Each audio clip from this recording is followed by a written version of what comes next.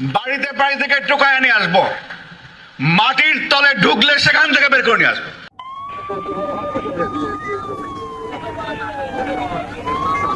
দর্শক, চারদিকে পিনপতন নীরবতা। আরব সাগরের তীর ঘেঁষে গড়ে ওঠা জাঁকজমকপূর্ণ শহর দুবাইয়ে এক অতি বিলাসবহুল অ্যাপার্টমেন্ট। রাতের এই সুনসান নিস্তব্ধতা ছিঁড়ে হঠাৎ করে সেখানে হাজির হলো হাই স্পিড সিকিউরিটি ভেহিকেলের একটি কনভয়। গাড়ির হেডলাইন নেভানো, কোনো সাইরেনের শব্দ নেই। চোখের পলকে বুলেট প্রুফ জ্যাকেট আর অত্যাধুনিক অস্ত্রে সজ্জিত দুবাই পুলিশের একদল এলিট কমান্ডো ফোর্স নিঃশব্দে পুরো ভবনটি ঘিরে ফেলল, হুবহু যেন হলিউডের কোনো ক্রাইম থ্রিলার সিনেমার দৃশ্য।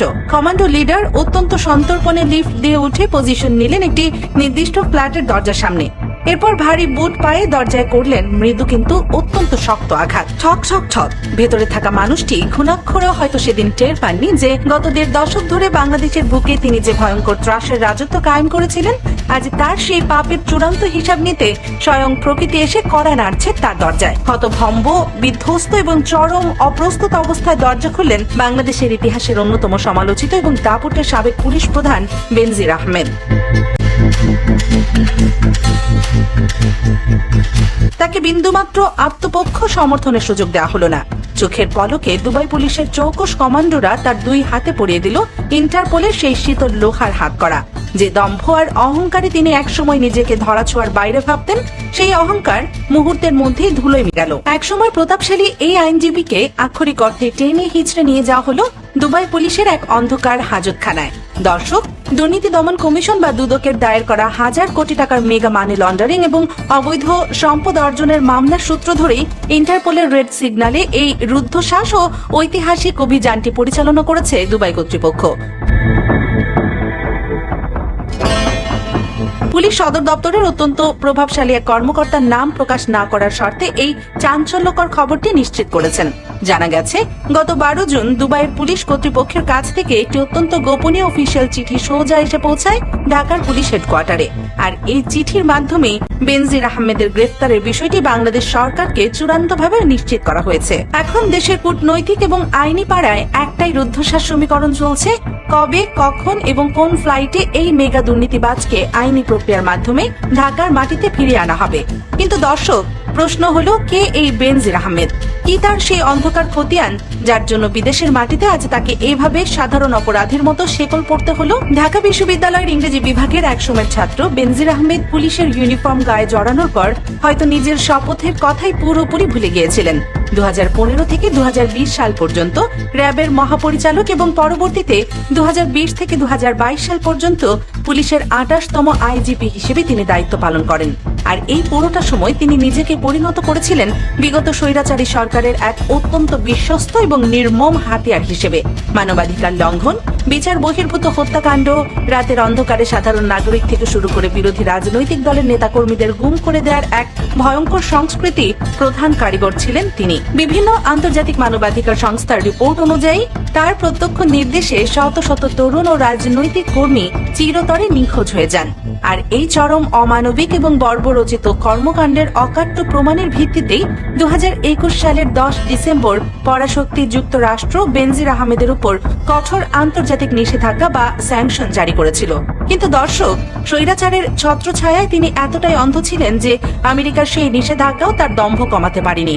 পর্দার আড়ালে বেনজির আহমেদ শুধু মানবাধিকার লঙ্ঘনই করেননি, রাষ্ট্রীয় ক্ষমতার চরম অপব্যবহার করে তিনি গড়ে তুলেছিলেন দুর্নীতির এক অবিশ্বাস্য মেগা সাম্রাজ্য। গণমাধ্যমের পাতায় যখন বেনজিরের ঘরে আলাদিনের চেরাগ বা বনের জমিতে বেনজিরের রিসোর্ট নিয়ে একের পর এক অনুসন্ধানী প্রতিবেদন প্রকাশ হতে থাকে, তখন দুর্নীতির সেই ভয়ঙ্কর চিত্র দেখে পুরো দেশ শিউরে উঠেছিল। দুদকের দেওয়া চূড়ান্ত চার্জশিট এবং আদালতের নথিপত্র ঘাটলে দেখা যায় বেনজির এবং তার পরিবারের নামে অন্তত ১১ কোটি ৪ লাখ টাকার অবৈধ সম্পদ অর্জনের সরাসরি প্রমাণ পাওয়া গেছে। তবে গুঞ্জন রয়েছে, এর বাইরেও তিনি কয়েক হাজার কোটি টাকার মালিক। দুদকের কাছে দেয়া সম্পদের কাগজপত্রে তিনি চরম চতুরতার আশ্রয় নিয়েছিলেন।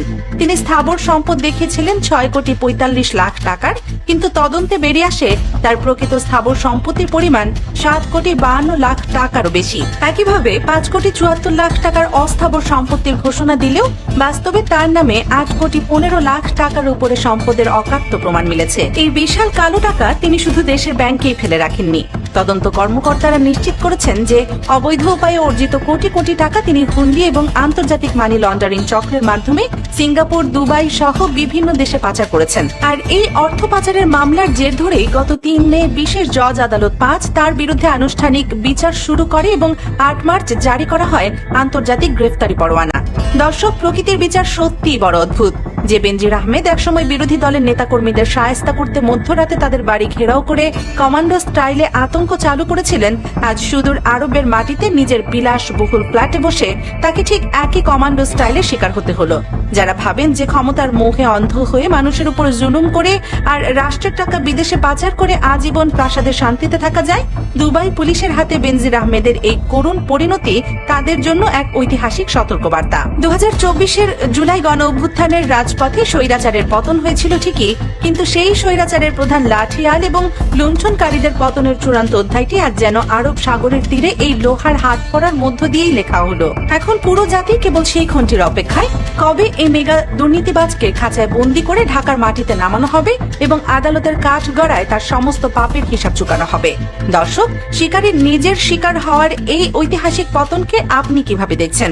আপনার মূল্যবান মতামত অবশ্যই আমাদের মন্তব্যের ঘরে বিস্তারিতভাবে জানাবেন। দেশের রাজনীতি এবং পর্দার আড়ালের এমন সব এক্সক্লুসিভ মেগা ডকুমেন্টারি সবার আগে পেতে এখনই সাবস্ক্রাইব করে বেল আইকনটি বাজিয়ে রাখুন। সত্যের পক্ষে থাকুন, দেশের স্বার্থে সচেতন থাকুন।